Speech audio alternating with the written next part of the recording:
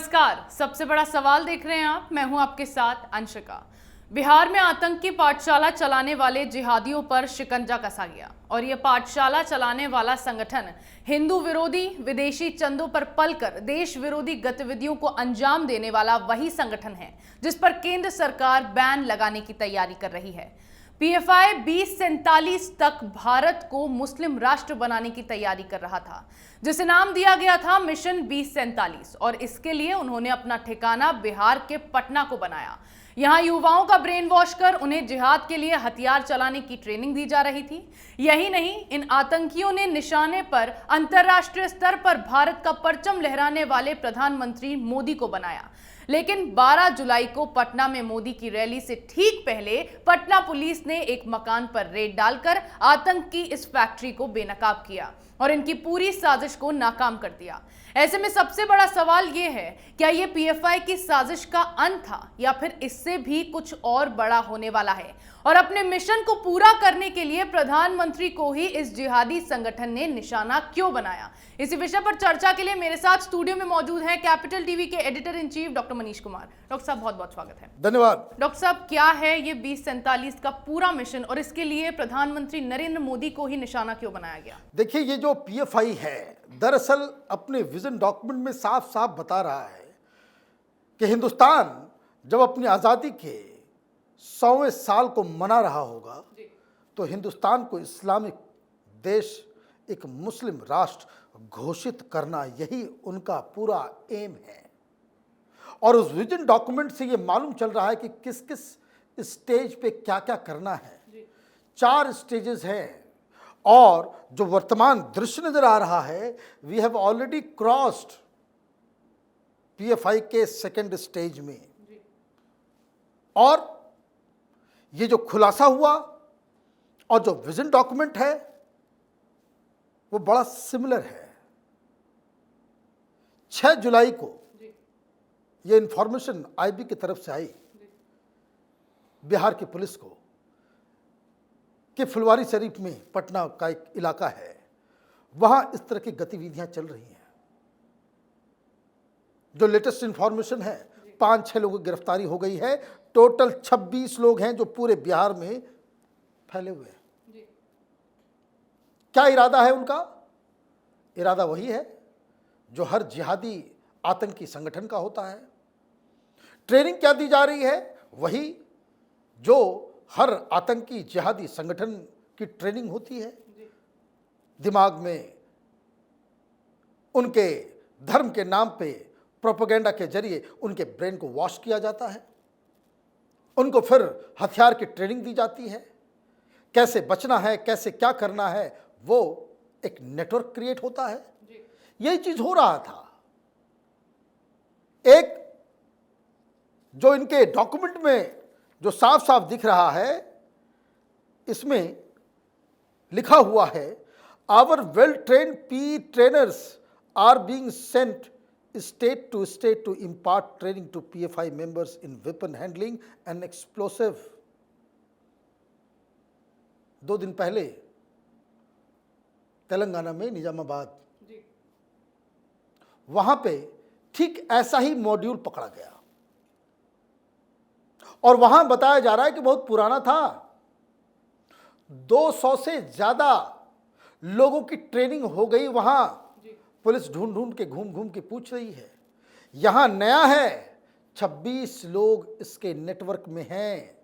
क्यों है नेटवर्क में? तो अब ये बताया जा रहा है कि जो पुलिस जो इंफॉर्मेशन दे रही है और जो इस विजन डॉक्यूमेंट में मिल रहा है, वो इस बात की पुष्टि कर रहा है कि जिस 26 लोगों का वहां पे नाम पता मालूम चला, उसमें 24 बिहार के और 2 कर्नाटका से आए थे ट्रेनिंग देने। तो डॉक्टर साहब, किस तरह से इन लोगों को बिहार तक पहुंचाया जाता था? क्योंकि बहुत ही बड़े लेवल पर वहां पीएफआई के दफ्तर में ट्रेनिंग, पीएफआई के खिलाफ कोई एक्शन ही नहीं होता हिंदुस्तान में। जैसे हम आप जा सकते हैं पटना, बिहार, कहीं भी, वैसे ये लोग घूम घूम के ट्रेनिंग दे रहे हैं। कोई नजर नहीं रखी जा रही। पीएफआई ने इतना बड़ा बड़ा कांड कर दिया देश के अंदर में, लेकिन फिर भी खुली छूट है उनको। कौन कौन लोग पकड़े गए? तो एक सिमी का आतंकी था। प्रधानमंत्री मोदी के ऊपर 2014 इलेक्शन से पहले गांधी मैदान में जो हमले हुए थे वो तो भगवान ने बचा दिया, भोलेनाथ की कृपा थी, बवाल नहीं हुआ। अदरवाइज स्टेज के नीचे जो बॉम्ब रखा हुआ था वो ब्लास्ट ही नहीं हो पाया। अगर वो ब्लास्ट हो गया होता देश में क्या होता इसको हम इमेजिन भी नहीं कर सकते। उसमें जो एक कन्विक्टेड है उसका रिश्तेदार है। भाई बिहार की पुलिस क्या कर रही है? आतंकी संगठन सिमी का व्यक्ति, एक आतंकी का रिश्तेदार, खुली छूट मिली हुई है। और सबसे बड़ी बात तो इसमें यह है कि लगातार पीएफआई की भूमिका देश में दंगे हों, देश विरोधी गतिविधियां हों, उन सभी में सामने आ रही है, लेकिन फिर भी केंद्र सरकार की ओर से कहा जाता है एक्शन लिया जाएगा। अब तक एक्शन नहीं लिया गया। नौबत आ गई कि पीएम मोदी को निशाना बनाया जा रहा है। बिल्कुल वो बनाएंगे ही।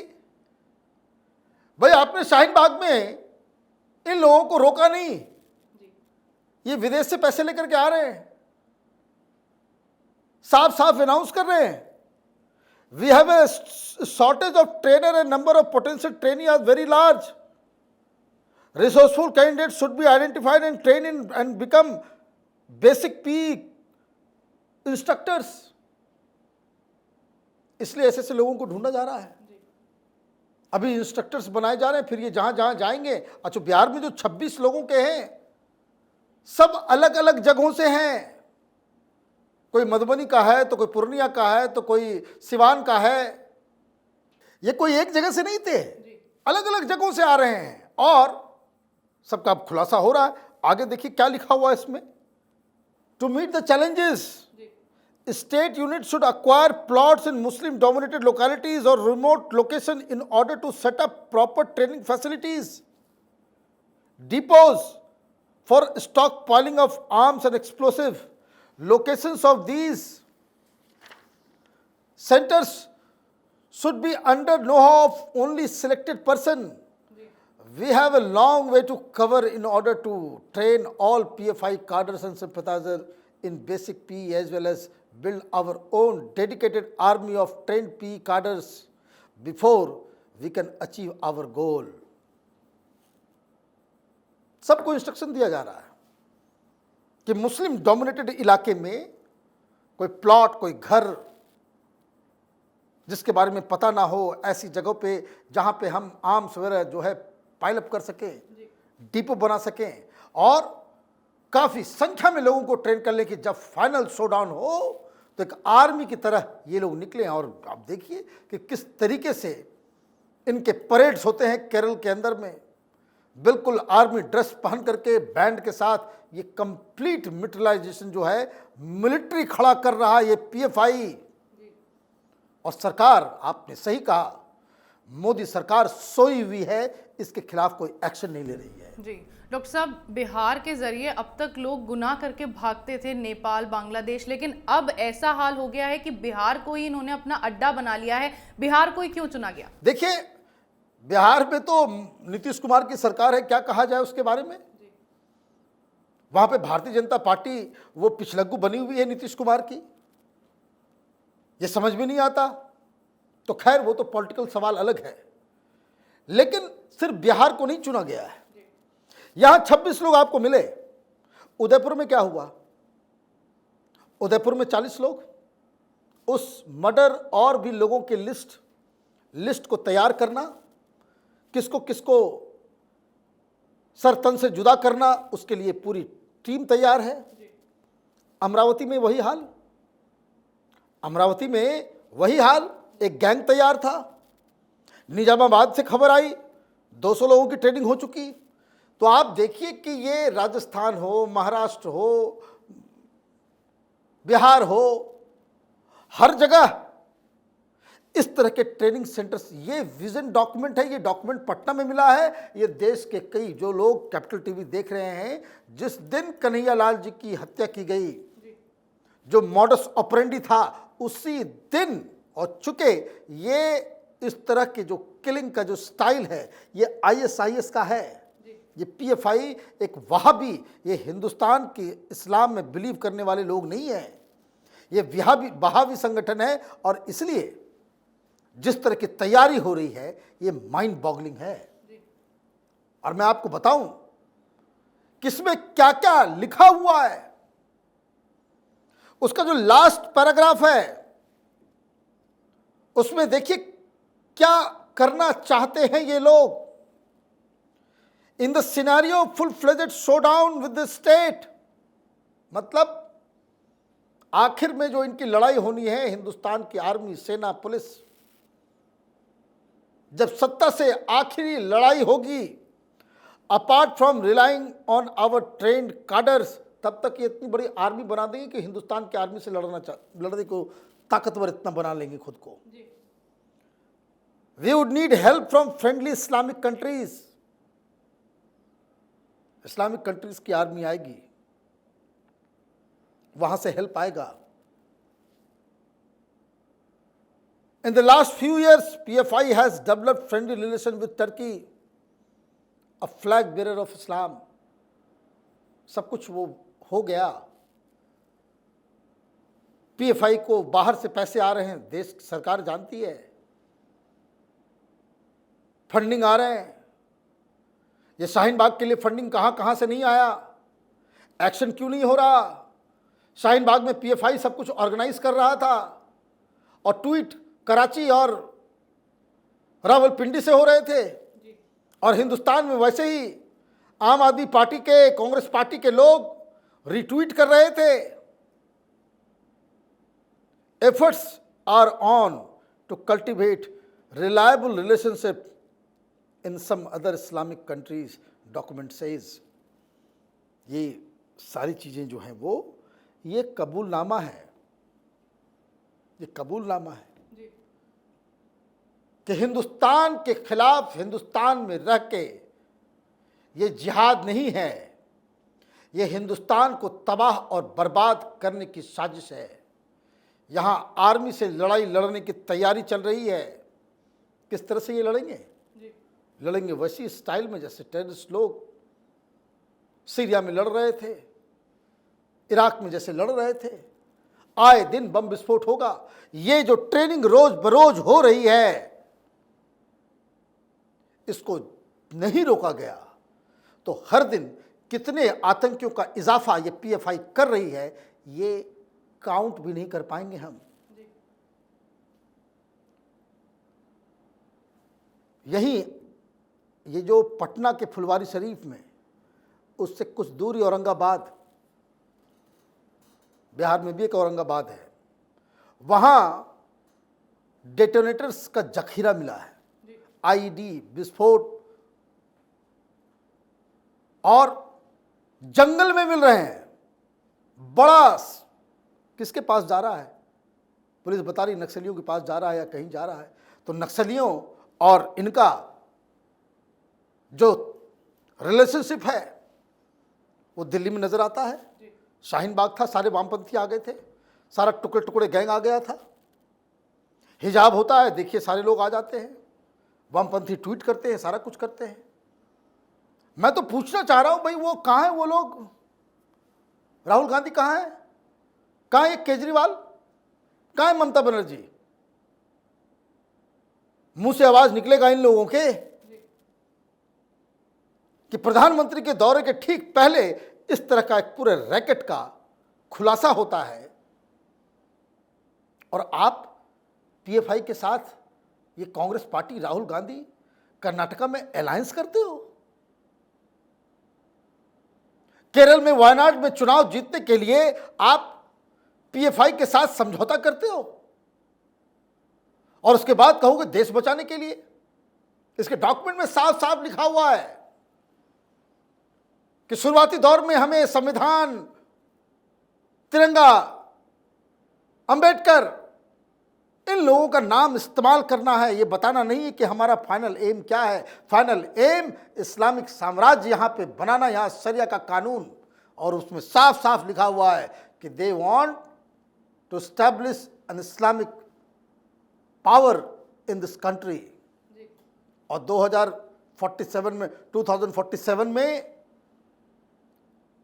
इनके विजन डॉक्यूमेंट में साफ साफ लिखा हुआ है कि एक बार सत्ता में आए संविधान को उठा के कूड़े में डाल देंगे, यहाँ पे शरिया का कानून लगा देंगे और जो भी विरोध करेगा उसको एलिमिनेट कर देंगे। हिंदुस्तान 2047 में इनके हिसाब से जो इनका एजेंडा है, हिंदू मुक्त हिंदुस्तान बनना, ये हिंदू मुक्त हिंदुस्तान बनेगा। और ये हिंदू मुक्त हिंदुस्तान बनाने के लिए ये सारी जद्दोजहद चल रही है। कब जागेंगे ये केंद्र सरकार के महामहिम सारे बड़े लोग, जब गली मोहल्ले में हर जगह। और इसलिए देखिए, जब सरकार अग्निवीर बोलती है लेकर के आएंगे, सबसे पहले यही सब विरोध करते हैं। डॉक्टर साहब, लगातार हम देख रहे हैं पिछले कुछ महीनों से हिंदुस्तान को मुस्लिम राष्ट्र बनाने की धमकी दी जा रही है, यहाँ शरिया कानून लागू किए जाने की धमकी दी जा रही है। क्यों ऐसा हो रहा है? आज से पहले भी संविधान के हिसाब से सब चल रहा था, आज़ादी के बाद से कई धर्म के लोग यहाँ पर रह रहे हैं, तो अब क्यों इसको मुस्लिम राष्ट्र बनाने की ये जद्दोजहद, ये जिहादी कर रहे हैं? देखिए, ये ट्रेंड है। 5% ये रहते हैं तो ये चुप रहते हैं, 10% रहते हैं तो अधिकार मांगना चालू कर देते हैं, 15% पहुंचते हैं तो ये तौबा तौबा हल्ला मचाना शुरू कर देते हैं दुनिया भर में। 20% जिस दिन होते हैं हंगामा चालू हो जाता है, मारपीट, असैसिनेशन, वायलेंस, दंगा सब कुछ शुरू हो जाएगा। और 20% से ज़्यादा हो जाते हैं वो अलग राज्य की मांग करना शुरू कर देते हैं। ये यही रहा है, यही रहा है। पाकिस्तान क्यों अलग हुआ? संविधान चाहिए था, नहीं इस्लाम चाहिए था। और जैसे मूर्ख थे हमारे बड़े बड़े लीडर्स, धर्म के नाम पे डिवीजन हुआ, आपने कहा भाई जिसको इधर रहना है रह लो, वहां से तो हिंदू गायब हो गए, मिनिस्क्यूल माइनॉरिटी रहे, और हम यहां पे अब भुगत रहे हैं पीएफआई को। आई डोंट मीन टू से कि सारे मुसलमान जो है वो इस तरह की विचारधारा में, लेकिन आप चुप हैं। The majority peace loving Muslims are silent. वही बहुत बड़ी दिक्कत है, क्योंकि आप समझ लीजिए पीएफआई जिस ब्रांड ऑफ इस्लाम को फॉलो करता है, हिंदुओं को तो बाद में मारेगा, सत्ता आने के बाद सबसे पहले यही देवबंदी और बरेलवी इन लोगों की हत्या करेगा, यही शिया मुसलमानों की हत्या करेगा। This what they have done. तो ये कहानी है। हिंदुस्तान बहुत भी खराब, एक बहुत बड़े खतरे के मुहाने पे आके खड़ा हो गया है। केंद्र की सरकार को बिल्कुल इमीडिएटली कोई कड़ा और बड़ा एक्शन लेना पड़ेगा। जी बिल्कुल। पीएफआई जो खुद को न्याय, स्वतंत्रता और सुरक्षा का पैरोकार बताता है, मुस्लिमों के अलावा देश के दलितों, आदिवासियों की रक्षा की बात करता है, वो युवाओं का ब्रेन वॉश कर उन्हें जिहाद के रास्ते पर ढकेलने की तैयारी कर रहा है। अच्छाई की आड़ में आतंक की फैक्ट्री को चलाकर देश को नुकसान पहुंचाने की साजिश कर रहा है। और सबसे बड़ी बात, हिंदुस्तान को इस मुस्लिम देश बनाने की प्लानिंग का, हिंदुओं के दमन की तैयारी करने में ये पीएफआई लगा है। और इन सबको अंजाम तक ले जाने के लिए पीएम मोदी को निशाना बनाकर उन्हें रास्ते से हटाए जाने की साजिश की गई, जिसे पटना पुलिस ने समय रहते बेनकाब कर दिया। लेकिन पीएफआई का जो असली रूप अब सामने आया है, उसके बाद केंद्र सरकार को बिना सोचे समझे जिहाद की क्लासेस चलाने वाले इस संगठन पर एक्शन लेना चाहिए, जिससे हिंदुस्तान को इस तरह की साजिशों का शिकार होने से बचाया जा सके। इस विषय पर चर्चा का आपका बहुत बहुत धन्यवाद। धन्यवाद। सबसे बड़ा सवाल में मेरे साथ आज इतना ही। अगर आपको हमारे ये वीडियो पसंद आया हो तो इसे लाइक करें, शेयर करें, कमेंट करें, साथ ही हमारे चैनल को सब्सक्राइब करना ना भूलें।